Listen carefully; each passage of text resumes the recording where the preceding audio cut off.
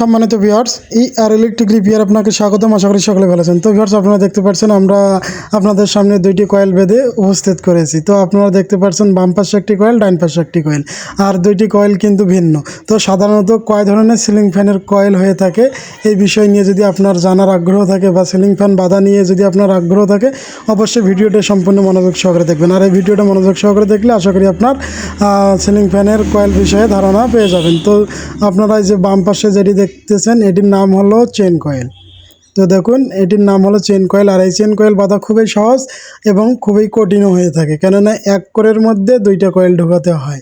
আর এই দুইটা কয়েল ঢোকা খুব মুশকিল হয়। কাঠ বা বাঁশের কঞ্চি দিয়ে সুন্দর করে চাপাই নিতে হয়। আর এটি দেখতে পাচ্ছেন, এটি বক্স কয়েল। আর এই বক্স কয়েলও আপনার দুই ধরনের হয়, একটি হাই স্পিডের জন্য, একটি সাধারণ সিলিং ফ্যানের জন্য। তো এই যে আমরা কত সুন্দর করে বেঁধে নিয়েছি, আপনারা চাইলে হাতে বেঁধে নিতে পারেন।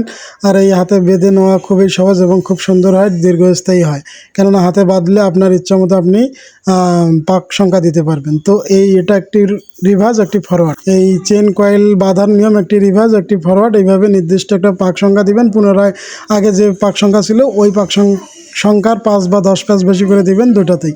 তো ভিউয়ার্স, এটিও সেমভাবেই বাঁধবেন এবং এটি রিভার্স বাঁধলে রিভার্সেই হবে, আর ফরওয়ার্ড বাঁধলে ফরওয়ার্ডেই হবে। শুধু মাঝখানে কানেকশনগুলো আলাদা আলাদা করে দিতে হয়। তো আপনারা যে এই বিষয় নিয়ে ভিডিও পেতে চান, অবশ্যই কমেন্ট করে জানাবেন। আর চেন কয়েলের বিষয়ে আমি ইতিপূর্বে ভিডিও একটি দিয়েছি, আর এই হাই স্পিড বক্স কয়েল নিয়ে একটি ভিডিও দেব।